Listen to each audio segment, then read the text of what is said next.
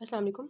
हमने स्टार्ट किया हुआ था एसोफेगस, उसमें हमने बहुत सी कंडीशंस देख ली थी एसोफेगस की and you should know about them कि ट्रेकियो एसोफेजियल फिस्टुला क्या होता है, एसोफेजियल वेब क्या होता है, जिंकर्स डिवर्टिकुलम क्या होता है, मेलोडी वी सिंड्रोम क्या होता है जिसमें बोर हैवी सिंड्रोम आपको आना चाहिए, एसोफेजियल बेराइसिस हमने डिस्कस की कि वो किस तरह से डेवलप होती हैं। उसके बाद हमारे पास आ जाता है एक्लेजिया के बारे में आपको पता होना चाहिए और गर्ड के बारे में आपको पता होना चाहिए, बेयर एसोफेगस के बारे में पता होना चाहिए। ठीक है, अब हमने गर्ड के बारे में पढ़ा था कि गर्ड में क्या होता है कि हमारे पास जो है ये मैंने प्रॉपर इसका जो है टॉपिक भी रॉबिन से पढ़ाया हुआ है कि कॉन्स्टेंटली जो ऊपर की तरफ एसिड रिफ्लक्स हो रहा होता है उसकी वजह से बेरेट एसोफेगस हो जाता है। बेरेट एसोफेगस में क्या होता है, मेटाप्लेसिया हो जाता है स्क्वेमस एपिथेलियम का, कोलमनर जो हमारे पास इंटेस्टाइनल एपिथेलियम होती है उसमें। ठीक है, और अगर हम बेरेट एसोफेगस को ट्रीट नहीं करते तो मेटाप्लेसिया के बाद जो स्टेट आती है वो क्या होती है, डिस्प्लेसिया।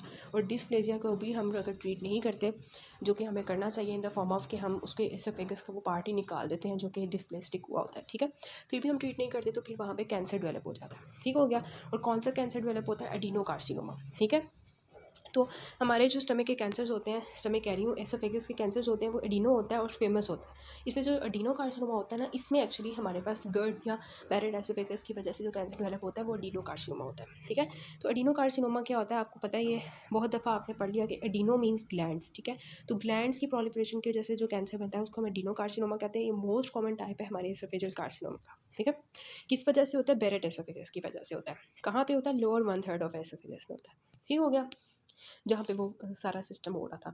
स्क्वेमस सेल कार्सिनोमा की अगर हम बात करें तो ये स्क्वेमस सेल्स की मैलिग्नेंट प्रोलिफरेशन है। एडिनोकार्सिनोमा ग्लैंड्स की प्रोलिफरेशन थी। स्क्वेमस सेल कार्सिनोमा जो है, this is a proliferation of the squamous cells. ठीक है, और अगर हम बात करें कि ये कहाँ पे राइज़ करता है तो ये अपर और मिडल पार्ट पे राइज़ करता है। ठीक है, एसोफेगस के 3 पार्ट्स होते हैं, अपर मिडल और लोअर। अब जो लोअर पार्ट होगा वहाँ पे एडिनोकार्सिनोमा होगा और अपर और मिडल में कौन सा कार्सिनोमा होगा, स्क्वेमस सेल कार्सिनोमा होगा। ठीक है, इसके रिस्क फैक्टर्स क्या होते हैं, जो हमारे पास था एडिनोकार्सिनोमा उसके रिस्क फैक्टर्स थे बेरेट एसोफेगस। ठीक है, और बेरेट एसोफेगस के जो रिस्क फैक्टर्स थे वो उसमें थे। ठीक है, लेकिन इसके रिस्क फैक्टर्स क्या है, इसमें alcohol, tobacco most common causes हैं, जो लोग पीते हैं। ठीक है, अल्कोहल, जो लोग टोबैको यूज़ करते हैं, जो लोग बहुत गर्म चाय पीते हैं, जो लोग एक्लेजिया के होते हैं, मीन्स उनका जो लोअर एसोफेगस होता है वो डायलेटेड होता है।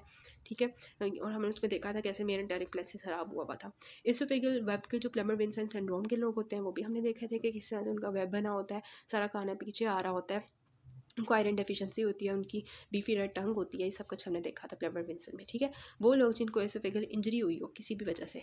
ठीक है, जैसे कि इन्होंने बताया हुआ कि अगर वो कोई लाए इंजेक्शन कर ले, लाए क्या होता है, केमिकल होता है जो मोस्टली जो बच्चे होते हैं ना, छोटे बच्चे, वो एक्सीडेंटली भी ले लेते होते हैं। ठीक है, तो ये है। अच्छा, तो जो है ना, ये सारे कॉजेज़ जो है लीड करते हैं to the squamous cell carcinoma. ठीक है, उसके बाद जो है बताते हैं कि एसोफेजियल कार्सिनोमा जो है ना, इसका पुअर प्रोग्नोसिस है। क्यों, क्योंकि ये जो हमारे पास ना लेट प्रेजेंट करता है, पेशेंट को जो सिम्टम्स आ रहे होते हैं वो यही आ रहे होते हैं कि उससे कुछ खाया नहीं जा रहा होता, उसके स्टमक में उसके जो एसोफेगस है वहाँ पे उसको कैंसर बना हुआ है, तो ऑब्वियसली उससे कुछ खाया तो नहीं जाएगा ना, तो डिस्फेजिया को पेशेंट कंप्लेन करेगा। पहले उसको सॉलिड्स का डिस्फेजिया होगा, फिर उसको लिक्विड्स का डिस्फेजिया होगा। ठीक है, तो ये बात आपने याद रखनी है, एमसीक्यूज की आ सकती है कि जो हमारे पास कैंसर के पेशेंट्स होते हैं एसोफेजियल, उनको पहले कौन सी चीज़ें नहीं खाई जाती, पहले उनसे सॉलिड्स नहीं खाए जाते, फिर उनसे लिक्विड्स नहीं खाए जाते। ठीक है, और जब उनसे कुछ खाया नहीं जा रहा होगा तो वो वेट लॉस के साथ आएंगे। ठीक है, ऑब्वियसली वहाँ पे पेन भी होगी अगर नर्व्स डिस्टर्ब होती हैं कैंसर की वजह से, तो उसकी वजह से। और इसके अलावा अगर वो कैंसर इतना स्प्रेड कर गया कि उसने जो हमारी ब्लड वेसल्स को तोड़ दिया तो हेमेटोमेसिस होगी पेशेंट को। ठीक है,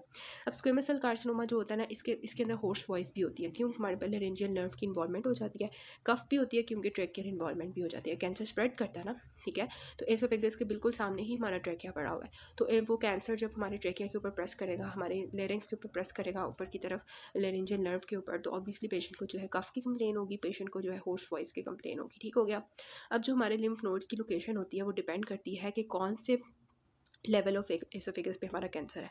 अगर तो हमारा कैंसर जो है वो अपर 1/3 पे है एसोफेगस के, ठीक है, तो उसमें सर्वाइकल नोड्स इन्वॉल्व होते हैं। अगर मिडल 1/3 पे हमारा एसोफेगस का कैंसर है तो वो मेडिस्टेनल या ट्रेकियोब्रोंकियल नोड्स को इन्वॉल्व करेगा। अगर लोअर 1/3 पे कैंसर है तो वो हमारी सीलिएक और गैस्ट्रिक नोड्स को इन्वॉल्व करेगा। ठीक हो गया, तो ये आपके डिफरेंस याद रखना है, एडिनोकार्सिनोमा स्क्वेमस कार्सिनोमा का डिफरेंस याद रखना है कि दोनों की कॉजेज़ में क्या डिफरेंस है, दोनों में क्या किस चीज़ का कैंसर होता है। Adenocarcinoma is a carcinoma of the glands, squamous carcinoma is a carcinoma of the squamous cells. ठीक है, एडिनोकार्सिनोमा जो है वो लोअर 1/3 पे होता है, स्क्वेमस सेल कार्सिनोमा अपर 1/3 पे या मिडल 1/3 पे होता है। ठीक है, उसके बाद हमने पढ़ा कि कॉजेटिव एजेंट्स इन दोनों के डिफरेंट होते हैं। इसके बाद हमने पढ़ा कि क्या सिम्टम्स पेशेंट लेके आता है, डिस्फेजिया के साथ वेट लॉस, पेन के साथ आता है, और स्क्वेमस सेल कार्सिनोमा में होर्स वॉइस होती है because of the laryngeal nerve involvement, और इसके अलावा जो है ट्रेकियल इन्वॉल्वमेंट की जैसे कफ भी होती है। ठीक है, नेक्स्ट हमारा जो टॉपिक है दैट इज स्टमक। अभी हमने एसोफेगस भी पढ़ लिया, ओरल कैविटी हमने पढ़ लिया स्लेवरी ग्लैंड्स का। ठीक है, अब now we are going to discuss about the stomach. ठीक है, स्टमक में सबसे पहली जो कंडीशन होती है दैट इज गैस्ट्रोस्केसिस। ठीक है, आपसे कोई वाइवा में पूछे या किसी भी तरह से आपको डिफरेंस आना चाहिए, what is the difference between gastroschisis and the omphalocele. ठीक है, दोनों में क्या होता है, गैस्ट्रोस्किसिस में और ओम्फेलोसील में, इसके हमारी जो इंटेस्टाइन होती है ना, वो इंटेस्टाइन जो बच्चे की होती है कंजेनिटली क्या होती है, वो बाहर आई होती है। ठीक है, क्या होती है, कंजेनिटल मेलफॉर्मेशन होता है जिसमें एंटीरियर एब्डोमिनल वॉल की मेलफॉर्मेशन होती है, जिसमें क्या होता है हमारे एब्डोमिनल कंटेंट्स बाहर आ जाते हैं। ठीक है, स्टमक से जो है मतलब इंटेस्टाइन से जो सारे कंटेंट्स हैं वो बाहर निकले होते हैं। ठीक है, और एम्फेलोसील जो है वो क्या होती है कि जिसमें हमारी जो हर्निएशन हुई होती है बाउल की। ठीक है, अब जो क्यों होती है, क्योंकि हमारे पता है हमारी जब डेवलपमेंट हो रही होती है जीआईटी की, तो हमारी पूरी एक इंटेस्टाइन जो है वो रोल हो के पूरे एक एंगल बना बना के पहले बाहर आई होती है, फिर ऐसा ऐसा वो एंगल बना बना के अंदर जाती है। एम्ब्रियोलॉजी आपने पढ़ी होगी ना, उसमें हमने पढ़ी थी कि किस तरह से इंटेस्टाइन बन के अंदर जाती है।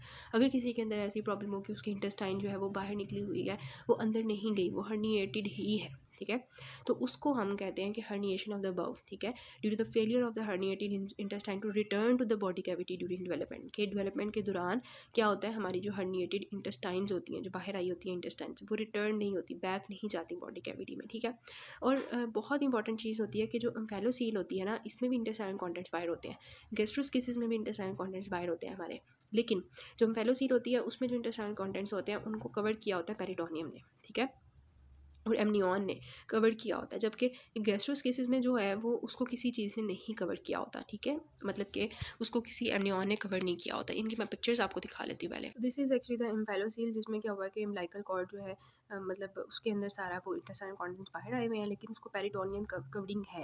लेकिन गैस्ट्रोस्किसिस में देखिए कोई पेरिटोनियल कवरिंग नहीं है, तो ये आपने डिफरेंस नोट करें।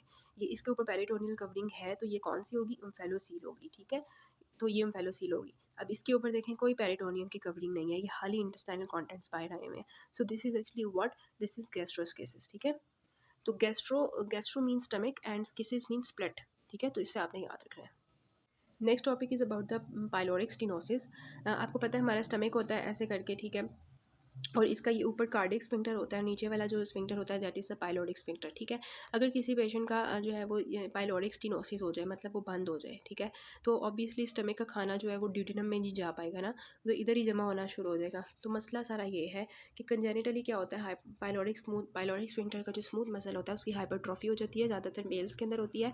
ठीक है, 2 हफ्ते बाद जो है बर्थ के ये प्रेजेंट करता है, क्लिनिकल सिम्टम्स के साथ आता है कि पेशेंट का सारा खाना बाहर आ रहा होता है, मीन्स उसको वॉमिटिंग हो रही होती है। ठीक है, अब वॉमिटिंग कौन सी होती है, बाइल बाइल वाली नहीं होती। ठीक है, और प्रोजेक्टाइल वॉमिटिंग होती है। प्रोजेक्टाइल का आपको पता है ना कि जैसे एक प्रोजेक्टाइल ऐसे इधर बंदा खड़ा है ना, तो उसकी वॉमिटिंग ऐसे कूद के इधर आएगी। ठीक है, दूसरी जगह पे, तो उसकी वॉमिटिंग ऐसे प्रोजेक्टाइल बाहर आती है। ठीक है, और वो नॉन बिलस होती है, मीन्स उसके अंदर बाइल नहीं होता। क्यों नहीं बाइल होता, क्योंकि वो अभी तक स्टमक के अंदर ही खाना है। आपको पता है बाइल हमारा खाने में कब ऐड होता है, जब वो ड्यूडेनम के फर्स्ट पार्ट में जाता है। अभी तो वो ड्यूडेनम के फर्स्ट पार्ट में गया ही नहीं है, वो पाइलोरिक स्टेनोसिस से पहले ही, पाइलोरिक स्फिंक्टर से पहले ही खाना फंस गया है। ठीक है, तो इस वजह से बाइल फ्री वॉमिटिंग होगी। ठीक है, आगे हम एक और कंडीशन पढ़ेंगे जिसमें हमारे पास एक्चुअली ड्यूडिनल एट्रेसिया होगा, उसमें ड्यूडिनम के अंदर जो है ना स्टेनोसिस टाइप हुई होगी, जिसमें क्या होगा कि बिलरी वॉमिटिंग होगी। तो आपने इससे डिस्टिंग्विश करना होता है वॉमिटिंग का कलर देख के। ठीक है, तो यहाँ पे क्या होगी, नॉन बिलस वॉमिटिंग होगी, प्रोजेक्टाइल वॉमिटिंग होगी, विजिबल पेरिस्टाल्सिस हो रहा होगा पेशेंट को। ठीक है, और ओलिव लाइक मैस होगा एब्डोमेन के अंदर। ठीक है, एब्डोमेन के अंदर क्या होगा, ओलिव लाइक मैस होगा। ठीक है, तो ये बात होती है। अच्छा, उसके बाद हमारे पास जो है ना इसका ट्रीटमेंट क्या होता है कि हम मायोटोमी करते हैं, मीन्स कि उसको कट करते हैं उस रीजन को। ठीक है, मसल को। So this is actually the pyloric stenosis, जिसमें यहाँ पे जो है जो पाइलोरिक रीजन है यहाँ पे जो है मसल जो है वो बहुत ज़्यादा हाइपरट्रॉफिड है, वो बंद है, सारा खाना जो है वो पीछे की तरफ जाएगा, और प्रोजेक्टाइल वॉमिटिंग के साथ, नॉन बिलस वॉमिटिंग के साथ पेशेंट आएगा। हियर अगेन शोइंग यू कि narrow opening between the stomach and the duodenum. Next we have the topic acute gastritis. Gastritis means there will be the inflammation of stomach, and acute means कि अभी नया नया start हुआ है। ठीक है, तो इसमें क्या होता है कि हमारे स्टमक को जो मिकोजा होता है उसको एसिडिक डैमेज पहुंच रहा होता है। ठीक है, एसिडिक डैमेज पहुंच रहा होता है। आपको पता है ना हमारा स्टमक नॉर्मली उसके अंदर एसिडिक होती है ना, एसिडिक इन्वायरमेंट होता है। अब इसमें जो है ना हम सबसे पहले इसकी क्लासिफिकेशन देखते हैं गैस्ट्राइटिस की। गैस्ट्राइटिस की ना दो क्लासिफिकेशन होती है, एक्यूट गैस्ट्राइटिस होता है और क्रोनिक गैस्ट्राइटिस होता है, ठीक है। एक्यूट गैस्ट्राइटिस जो होता है उसमें क्या होता है कि हमारा स्टमक जो होता है ना, अगर उसमें बहुत ज़्यादा एसिडिटी हो जाए ना, एसिड बर्न स्टार्ट हो जाए, तो एसिड प्रोडक्शन ज़्यादा होने की वजह से, ठीक है, या हमारी जो प्रोटेक्शन होती है स्टमक की, जो लाइनिंग म्यूकोजल प्रोटेक्शन होती है, वो अगर कम हो जाए, ठीक है, उसकी वजह से हमारे पास एक्यूट गैस्ट्राइटिस होता है, ठीक है। लेकिन जो क्रोनिक गैस्ट्राइटिस होता है ना, वो आगे से दो तरह का होता है। एक हमारे पास एच पाइलोराई की वजह से गैस्ट्राइटिस होता है, मतलब ये आपको पता होगा कि हमारा एक ऑर्गेनिज्म होता है, एच पाइलोराई बैक्टीरिया होता है जो हमारे स्टमक को ख़राब करता है, ठीक है। और दूसरा ऑटो इम्यून होता है, मतलब किसी ऑटो इम्यूनिटी की वजह से जो है ना हमारे पास गैस्ट्राइटिस हो रहा है, ठीक है। तो एक्यूट गैस्ट्राइटिस एसिड प्रोडक्शन की ज़्यादा होने की वजह से या म्यूकस लाइनिंग जो है उसकी कम होने की वजह से होता है, और जो क्रोनिक गैस्ट्राइटिस होता है वो ऑटो इम्यूनिटी की वजह से या एज पाइलोराई की वजह से होता है। सबसे पहले तो आपको ये पता होना चाहिए। उसके बाद आपको ये पता होना चाहिए कि नॉर्मली हमारी जो स्टमक की लाइनिंग होती है उसके अंदर कौन से ऐसे फैक्टर्स होते हैं जो हमारे स्टमक को एसिड डैमेज से बचा रहे होते हैं, क्योंकि स्टमक के अंदर जो एसिड है वो हमारी स्टमक की लाइनिंग को क्यों नहीं ख़राब कर रहा होता, क्योंकि हमारे स्टमक के अंदर नॉर्मली जो अल्लाह ताला ने एक चीज़ बनाई हुई है, एक तो म्यूकस सेक्रेशन होती है, ठीक है। फॉर एग्जांपल ये हमारे स्टमक के सेल्स हैं, तो इनको जो म्यूकस ने कवर किया होता है, ऐसे करके ना म्यूकस ने कवर किया होता है। और इसके अलावा यहाँ पे बाइकार्बोनेट की सिक्रीशन हो रही होती है, ठीक है, बाइकार्बोनेट की सिक्रीशन हो रही होती है। और तीसरा जो यहाँ पे चीज़ होती है वो होती है हमारा ब्लड सप्लाई, ठीक है। तो इन तीनों का फ़ायदा ये होता है कि म्यूकस जो होता है ये हमारी स्टमक को एक लाइनिंग प्रोवाइड करता है, ताकि एसिड जो है वो स्टमक की लाइनिंग को ख़राब ना करे, उसके एपिथेलियम को डैमेज ना करे। दूसरा यहाँ पे बाइकार्बोनेट की सिक्रीशन हो रही होती है, बाइकार्बोनेट जो होता है वो एसिड को न्यूट्रलाइज करके रखता है क्योंकि ये बेस होती है।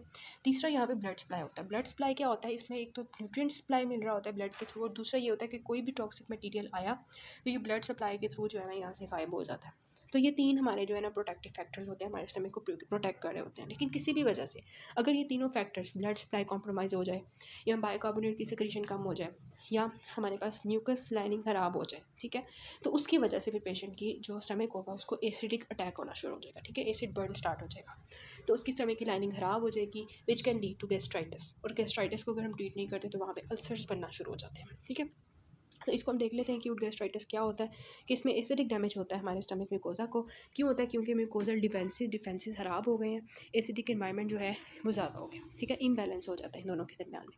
डिफेंस हमारे नॉर्मली जो अल्लाह ताला ने रखे हुए हैं वो कौन से होते हैं, म्यूसिन लेयर होती है जो कि हमारी फेफ्यूलर सेल्स बना रहे होते हैं, ठीक है। फोब्यूलर सेल्स एक्चुअली हमारे जो है स्टमक के सेल्स होते हैं जो हमारे म्यूसिन सेक्रीट कर रहे होते हैं, बाइकार्बोनेट सेक्रीट कर रहे होते हैं, एपिथेलियम हमारी, ठीक है, नॉर्मली वहाँ पे ब्लड सप्लाई होता है जो वहाँ पे न्यूट्रिएंट्स प्रोवाइड कर रहा होता है, और जो भी हमारा एसिड होता है उसको लीक होके आया होता है उसको भी वहाँ से गायब गायब वगैरह करते हैं, ठीक है। अब रिस्क फैक्टर्स क्या हैं, गैस्ट्राइटिस क्यों हो जाता है। फॉर एग्ज़ाम्पल किसी को जो है ना क्या हो गया, बहुत ज़्यादा बर्न हो गया, ठीक है, मतलब उसको वो जल गया, ठीक है, आग लग गई उसको, तो उसके अंदर क्या होगा कि उसके स्टमक में कर्लिंग अल्सर बन जाएंगे, हाइपोवोलीमिया हो जाएगा, ठीक है। आपको पता है ना, जब भी किसी को मतलब आग से कोई बंदा जलता है या बर्न्स होते हैं उसको, तो उसके अंदर फ्लूइड ख़त्म हो जाता है, उसका फ्लूइड जो है वो मतलब हाइपोवोलीमिया की तरफ पेशेंट चला जाता है। हाइपोवोलीमिया होगा तो उसका ब्लड सप्लाई कम हो जाएगा, स्टमक की लाइनिंग का ब्लड सप्लाई कम होगा तो उसके अंदर से वो प्रोटेक्टिव मैकेनिज्म कम हो जाएगा, ठीक है, जो हमने ऊपर देखा। दूसरा ये कि एनसेड्स आपको पता है प्रोस्टाग्लैंडिन्स जो है उनको कम करता है, इनहिबिट करता है, ठीक है। तो प्रोस्टाग्लैंडिन्स आपको पता है नॉर्मली ये म्यूकोसल प्रोटेक्शन प्रोवाइड कर रहे होते हैं, ये नॉर्मली हमारे ब्लड सप्लाई को मेंटेन कर रहे होते हैं, ठीक है। तो अगर ये हमारे एनसेड्स जो लोग बहुत ज़्यादा एनसेड्स लेते हैं दर्दों के लिए, तो उनकी प्रोस्टाग्लैंडिन इनहिबिट हो जाती है जिसकी वजह से स्टमक की लाइनिंग ख़राब हो जाती है, तो ऐसे लोगों को भी गैस्ट्राइटिस का खतरा होता है, ठीक है।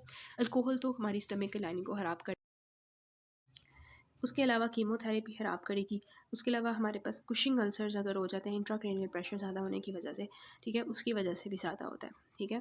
जब इंट्राक्रेनियल प्रेशर ज़्यादा होता है तो वो हमारी वेगस नर्व को स्टिमुलेट करता है, वेगस नर्व जो होती है वो आपको पता है एसिड प्रोडक्शन ज़्यादा करती है, ठीक है। तो कुशिंग अल्सर्स में क्या होता है कि इंट्राक्रेनियल प्रेशर राइज़ करता है, जब इंट्राक्रेनियल प्रेशर राइज़ करता है तो उसकी वजह से फिर ये केस आता है, ठीक हो गया। तो ये जो है ना, अच्छा, कीमोथेरेपी जो होता है ना ये सेल के टर्नओवर को जो है ना मतलब ख़राब करता है। कीमोथेरेपी से ना हमारे जो सेल्स के नॉर्मल टर्नओवर होता है ना, कि डैमेज सेल्स होते हैं उन्होंने ख़त्म होना होता है, उनकी जगह नए सेल्स आना होता है, कीमोथेरेपी उन सेल्स के टर्नओवर को रोक देती है, इस वजह से ख़राब होती है, ठीक है। और एसिटाइलकोलिन जो होता है ना, आपको पता है ये हमारा एक होता है। उसके बाद आता है हमारे पास अच्छा, ये वाली मैं आपको बता रही थी कि ये हमारा स्टमक का सेल होता है ना, तो यहाँ पे होता क्या है कि 3 तरह के रिसेप्टर्स होते हैं ना, आपको अपने फार्मा में भी पढ़ा होगा कि एक हमारा गैस्ट्रिन रिसेप्टर होता है, एक एसिटाइलकोलिन रिसेप्टर होता है, और एक हमारा जो है ना हिस्टामिन रिसेप्टर होता है, ठीक है। तो जब भी ये तीनों स्टिमुलेट होते हैं ना, तो हमारी एसिड की प्रोडक्शन ज़्यादा होती है, ठीक है, एसिड की प्रोडक्शन ज़्यादा होती है। तो जब हमारी वेगस नर्व स्टिमुलेट होती है ना, ठीक है, तो उसकी वजह से क्या होता है, एसिटाइलकोलिन का लेवल, एसिटाइलकोलिन का रिसेप्टर एक्टिवेट होता है, तो उसकी वजह से फिर एसिड की सिक्रेशन ज़्यादा होती है, तो ये बात होती है ना। तो इस वजह से यहाँ पे बताया हुआ है कि जब इंट्राक्रेनियल प्रेशर राइज होता है तो हमारी वेगस नर्व ज़्यादा स्टिमुलेट होती है, वो एसिड प्रोडक्शन को ज़्यादा करती है। शॉक में क्या होता है, मल्टीपल जब हमारे पास स्ट्रेस अल्सर्स होते हैं वो हमें आईसीयू के पेशेंट में नज़र आते हैं। क्यों? आईसीयू के पेशेंट में जो है वो शॉक की स्टेट गई होती है ना, तो शॉक में क्या होता है, ब्लड सप्लाई भी कॉम्प्रोमाइज़ होता है, तो उसकी वजह से फिर ये ज़्यादा केस होता है, ठीक है, ब्लड फ्लो कम हो जाता है ना जो स्टमक का, तो उसकी वजह से।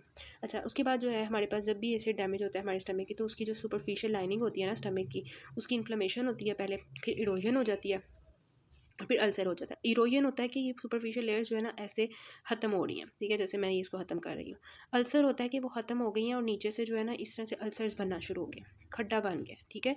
तो इरोजन सुपरफिशियल होती हैं, अल्सर्स डीप हो जाते हैं, तो ये इस तरह से डैमेज होता है हमारे एसिड का, ठीक है। उसके बाद जो क्रोनिक गैस्ट्राइटिस है वो नेक्स्ट पार्ट से करते हैं।